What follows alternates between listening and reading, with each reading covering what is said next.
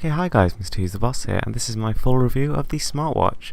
So this is a generic item, around $30, might be a bit less if you search around, but pretty cheap item for something like this.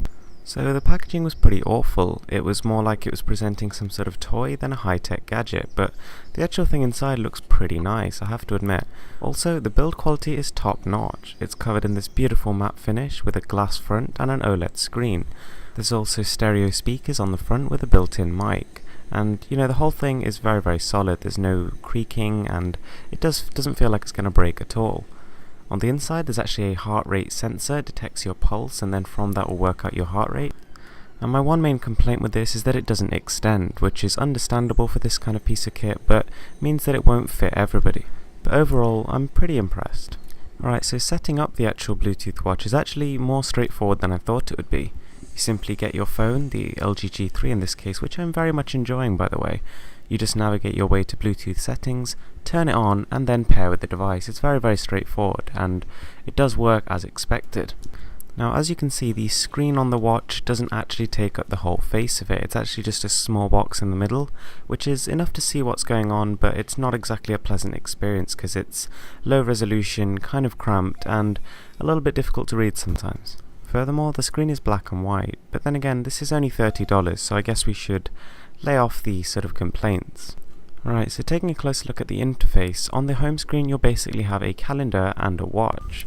Tapping the screen once and then pressing the home button will take you onto the scrolling interface, and from there you can access help, music, recordings, and that's like recording your own voice, a massage, which is kind of an interesting feature.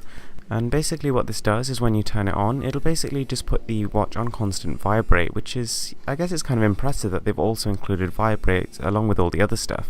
And I have to say, it actually feels kind of nice, although it sounds pretty annoying. Something else I found quite pleasant to use was the step feature.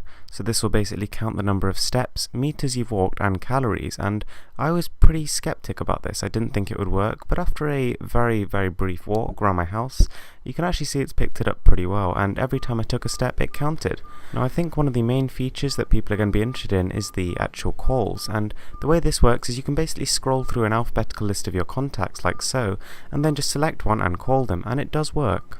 So the actual call will be made on the watch itself, so you don't actually need to use the phone, it can be in your pocket. However, I have to say it's pretty tedious scrolling through a massive list of contacts, and there's no way to quickly navigate. Now, music playback via Bluetooth doesn't work, however there are some built-in tracks and they suck. So when it comes to features, this thing's a bit of a mixed bag. On the Pro side we have fast setup, the ability to make calls, micro USB charge, a good pedometer, the massage feature, and the ability to read SMS.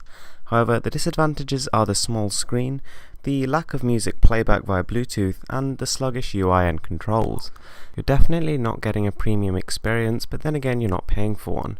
However, this thing won't surprise you or sort of baffle you with its new technology, and it doesn't exactly feel like the cutting edge technology that these smartwatches should be. On top of that, it's a little bit uncomfortable and I wouldn't really want to wear it myself. So anyway guys, thanks for watching, please give this video a thumbs up and subscribe for more.